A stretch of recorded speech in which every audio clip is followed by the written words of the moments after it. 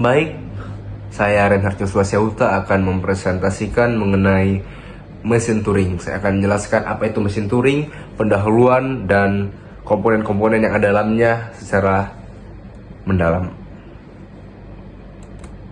Pendahuluannya, ya, kita harus tahu bahwa mesin Turing ini adalah model teoritis komputer yang diciptakan oleh Alan Turing pada tahun 1936. Mesin Turing adalah perangkat abstrak yang mensimulasikan proses komputasi dengan menjalankan instruksi sederhana pada data yang disimpan dalam bentuk simbol-simbol pada pita tak terbatas. Jadi, secara teori, mesin Turing dapat menyelesaikan masalah apapun yang direpresentasikan sebagai algoritma, selama diberikan waktu dan sumber daya tak terbatas.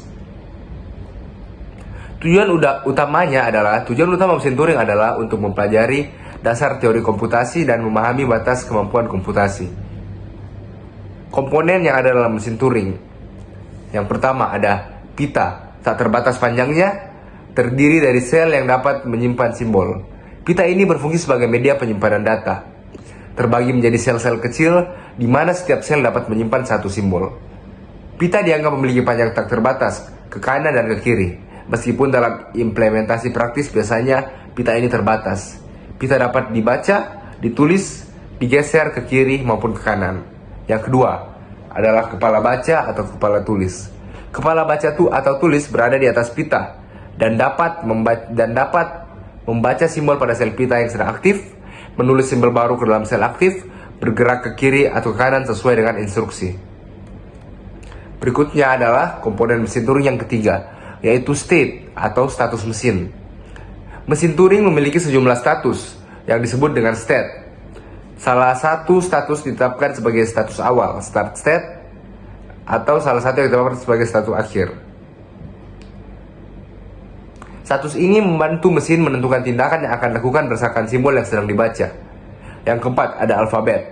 Alfabet adalah kumpulan simbol yang dapat digunakan di pita. Biasanya terdiri dari simbol input, simbol yang diterima sebagai masukan, simbol kosong, simbol khusus yang mengisi sel-sel kosong di dalam pita, dan simbol tambahan, simbol yang mungkin digunakan selama perhitungan. Berikutnya adalah fungsi transisi.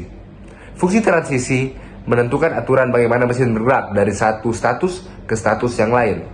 Berdasarkan simbol baca yang sedang dibaca, fungsi ini menentukan simbol yang harus ditulis, pergerakan kepala ke kiri atau ke kanan, atau status berikutnya. Ditulis dalam bentuk seperti ini. Kita bisa baca sini, status SSS adalah simbol yang sedang dibaca. QJ_JQJ status berikutnya. S adalah simbol yang akan ditulis. DDD ada gerakan, LLL untuk kiri-kiri, RRR untuk kanan. Berikutnya komponen initial state. Mesin setelah memulai proses dari status awal yang